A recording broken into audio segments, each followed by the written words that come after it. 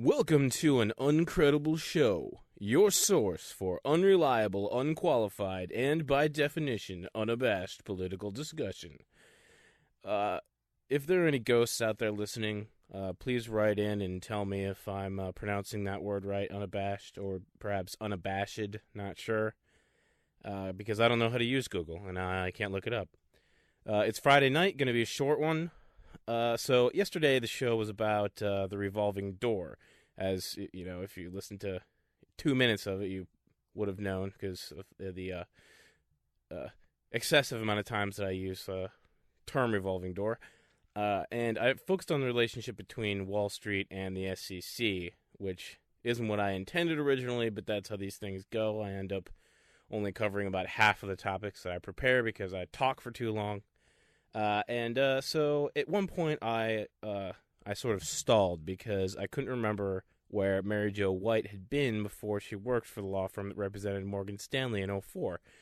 Now, normally what happens when I do this, and I've been doing this show for about a week now, I get home from work, I research a topic I'm going to do, I sort of think about what I want to talk about through the day, and, I'm checking my Android product placement, to see what the top stories are, and actually, what I want to do eventually is cover, the stories of the day, the top stories of the day. But I've sort of been doing a lot of these. I don't know. I think of them as sort of laying groundwork stories. So I'm sort of covering these broad topics that sort of permeate throughout the political landscape, and I think next week I'm gonna sort of start sticking more to the current events. So what I've been doing is, as I said, researching the topics, these broader topics. I after I research them, I write an outline. I put in any quotes if there are any, if that's appropriate. I record the audio, which, barring some coughing fit or background feline whining, I try to do in one take because eventually, if I can improve my skills in terms of actually what I talk about and increase the production value of the videos, maybe I can gain some sort of traction. And eventually, I'd like to do the show live with perhaps call-ins and guests, etc. Now, I know what you're thinking. And believe me, I'm thinking it too. It's a farther cry than, what did I just say? My feline whining, than my cat in the background, right? So, maybe. Maybe that's true. But certainly not doing it isn't going to make it happen, right? That's for goddamn sure. And I have to tell you, it's been, as I said, it's been a week I've been doing it. And I've done one show a day, usually about 30 minutes each. And I've been fucking loving it, especially now since I got this this new equipment, and the audio actually sounds halfway decent, even if my voice is still, sort of pinched and whiny. And I say a lot and pause a lot when I'm thinking off the top of my head. I'll get over that eventually. At least that's the idea. And I'm loving it, even though the only audience that I have right now are the ghosts and crickets and the almighty, all-seeing Wyclef. And here's why. It's one thing to sort of read the news, right?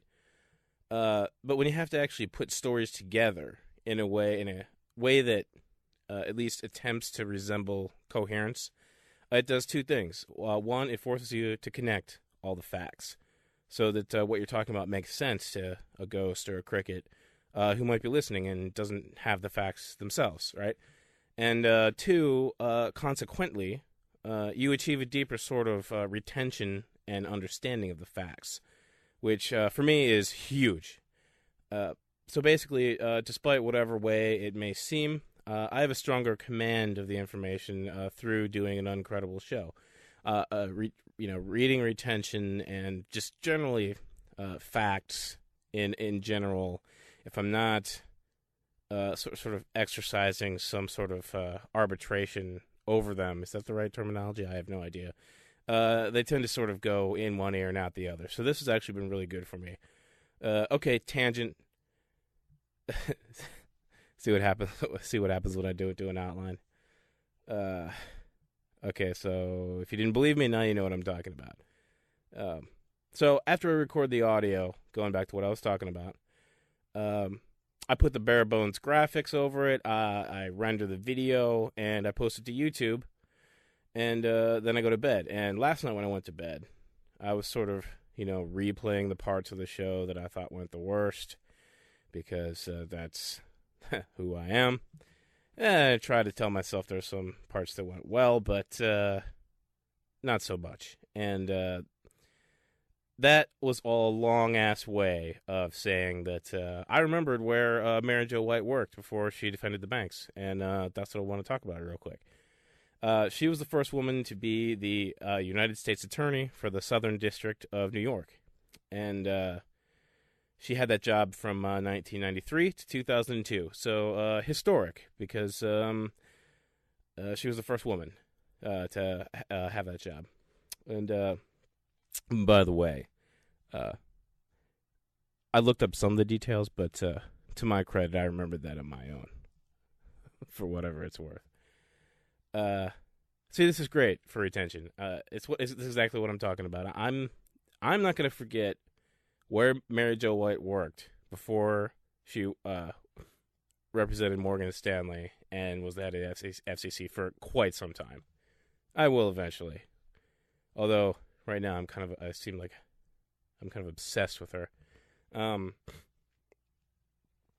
So one interesting thing about her position there in that Southern District, and one of the reasons Obama was able to give her an endorsement that sounded so strong when he appointed her, or before she was actually confirmed, was that on the surface she was a really tough prosecutor. Well, why? Well, she oversaw the prosecution, among other things, of the 1993 World Trade Center bombings, right? So the terrorists that were involved in that, she oversaw the prosecution. And so one way to look at that is that she's tough, right? But and this, this might sound controversial, but I mean, how tough is it really? I mean, when you have the whole country against those guys, and everybody, I mean, they don't just want them tried, they want them dead, right? Those fuckers bombed that building, fuck them. It's not exactly like speaking truth to power, standing up to the powers that be. I mean, it's not the guy who stood in front of the tank in Tiananmen Square, right? I know, I'm a total asshole.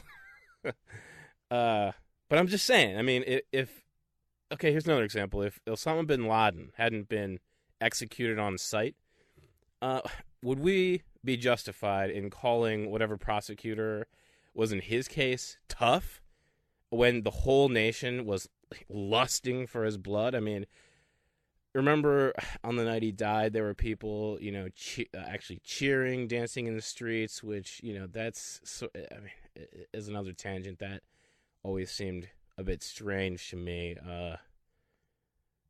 I didn't have that reaction. I sort of felt, I don't know, morose, somber. I mean, I know those are synonyms, so it doesn't add any substance to use both of those to describe the way I felt, but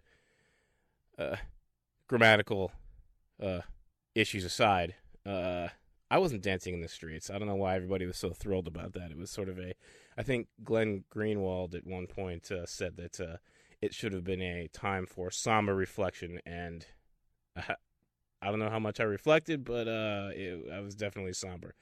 Tangent. Going back to what I was talking about, there's a different reason for me picking on Mary Jo White in this case. Because what would have actually been tough, right? If she had gone after the banks, that's what I talked about yesterday. This, there's this revolving door. She works for him. What are the chances she's going to go after him? I mean, the Southern District that Clinton appointed her to is at the heart of the financial district, right?